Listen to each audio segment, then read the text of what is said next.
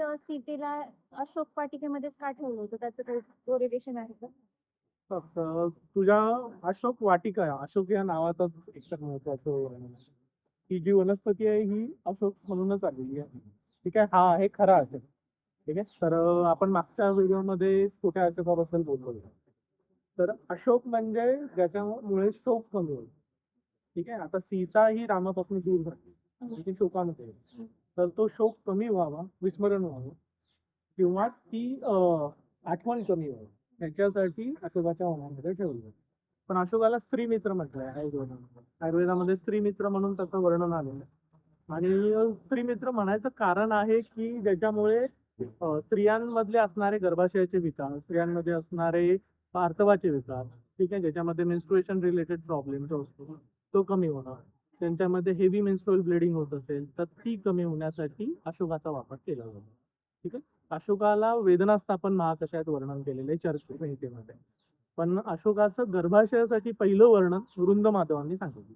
वृंद माधव म्हणून एक जुने ऋषी होते, ते चरकांनंतर आले होते आणि त्यांनी गर्भाशयासाठी अशोकाचा वापर केला आणि तिथून पुढे कंटिन्युअसली आतापर्यंत रिसर्च वाईज पण अशोक हा स्त्री मित्र म्हणून जास्त ओळखला आहे. तर याला सॅरेका अशोका म्हणतात ना, आणि याचा रस तर कषाय आणि तिक्त आहे आणि वीर्य पण त्याचं शीत आहे, कटू विपाक आहे. तर मग तर याला वेदनास्थापन कसं काय म्हणू शकतो? कारण याने तो वाद वाढतो ना या रसगुणाने. खूप चांगला क्वेश्चन आहे तुझा. तर कषाय तिक्त रस आणि शीतवीर्य हे वाद वाढवणारा आहे, बरोबर. पण वेदना जेव्हा आपण म्हणतो किंवा दुखणं कुठलंही म्हणतो तर त्याच्यामध्ये दोन पद्धतीने त्याचं वर्णन आहे. एक म्हणजे वेदना ही वातामुळे होऊ शकते किंवा दूषित रक्तामुळे होऊ शकते. जेव्हा वेदना ही दूषित रक्तामुळे असते तर त्यावेळेला अशोकाचा खूप चांगला फायदा होतो, म्हणून त्याला वेदनास्थापन महाप्रसादामध्ये वर्णन केलं. म्हणूनच त्याला स्त्री मित्र पण म्हणतात. त्याचं कारण आहे की जेव्हा कष्टार्थ होतो, म्हणजे मेन्स्ट्रुएशन चालू असताना प्रचंड प्रमाणामध्ये वेदना असतात, ॲब्डॉमिनल क्रॅम्प येतात किंवा बॅक एक होत असेल, मांड्या खूप दुखून येतात आणि प्रचंड रिपीटेडली कोलिकी पेन चालू होतं आणि अशा वेळेला त्या वेदना कमी व्हाव्यात, तो जे आर्तव निर्गमन आहे ते चांगल्या पद्धतीने मेन्स्ट्रुएशन व्हावं, ठीक आहे, ह्याच्यासाठी अशोकाचा खूप चांगला फायदा होतो. अशोकाचं अजून एक पुढं कार्य होतं ते म्हणजे गर्भाशयाचे जे मसल्स असतात त्याचं कॉन्ट्रॅक्शन योग्य प्रमाणात करणं. खूप जास्त कॉन्ट्रॅक्शन झालं की वेदना जास्त वाढते, तर त्याला रेग्युलराइज करणं, तिथं असणाऱ्या दूषित रक्ताला बाहेर काढणं आणि व्यवस्थित पद्धतीने गर्भाशयाचं बल वाढवणं हे कार्य अशोकानं, म्हणून त्याला स्त्री मित्र म्हणून वर्णन. ओके सर, आता हे स्त्री मित्र आहे हे तर समजले. पण मग तर यामध्ये नक्की कोणत्या पार्टचा आपण वापर करायचा? म्हणजे पत्र, पुष्प, काय नक्की यूज करायचं? जास्त करून अशोकाच्या सालीचा वापर वर्णन आलेला आहे. बहुतेक ठिकाणी तुम्ही ग्रंथात बघता तर त्यावेळेला अशोकाची साल जास्त वापरली होती. ठीक आहे, त्याला स्तोत्र पण संस्कृतमध्ये म्हणतात.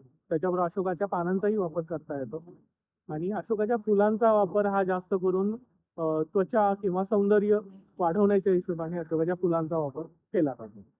त्याचसोबत अशोकाचे जे बी येतात, त्याला जे सीड्स असतात, तर त्याचा वापर हा मूत्रपुरुषामध्ये, म्हणजे ज्यावेळेला किडनी स्टोन होतात किंवा त्यामुळे युरिन ऑब्स्ट्रक्शन होतं तर त्यावेळेला अशोकाच्या बियांचा वापर जास्त केला जातो. सर, तुम्ही आतापर्यंत जे काही सांगितलं ते सगळं स्त्रियांसाठीच होतं. पुरुषांसाठी असा काही उपयोग नाहीये का?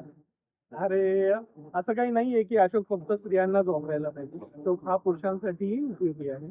ठीक आहे, तर कुठे कुठे उपयोगी होतो तर कार्डिओ प्रोटेक्टिव्ह ऍक्टिव्हिटी खूप चांगली होते. म्हणजे हृदयाचे आजार असतील, हृदयाला जाणाऱ्या ज्या रक्तवाहिन्या असतात त्याच्या संदर्भाने आजार असतील, त्याच्यामध्ये मेदाची संचिती झालेली असेल, तर ह्या सगळ्या तिन्ही कंडिशन मध्ये अशोकाचा चांगला फायदा.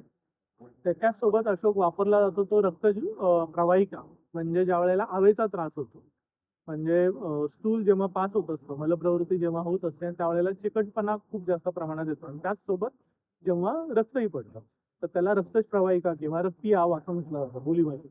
तर त्या कंडिशन मध्ये अशोकाचा चांगला फायदा होतो. त्यामध्ये अशोकाची साल वापरायची, अशोकाची फुलं वापरायची आणि अशोकाचे जे केशर असतात ते वापरायचे. हे तुम्ही लुण्याबरोबर दिलं तर त्यांनी रक्तप्रवाहिका कमी होते.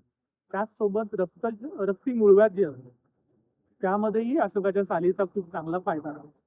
त्याच्यासोबत जर बघितलं तर खूप सारे रिसर्चेस आहेत जे कॅन्सरवरती चांगलं काम करण्यासाठी वापरतात. म्हणजे लिम्फोमाच्या संदर्भात रिसर्चेस आहेत, सार्कोमाच्या संदर्भात रिसर्चेस आहेत की ज्याच्यामध्ये अशोक हा त्या कंडिशनला सेल्युलर लेवलवरती ॲनिमल स्टडीजमध्ये वापरला गेलेला आहे आणि ते प्रूव्हन झालेलं आहे.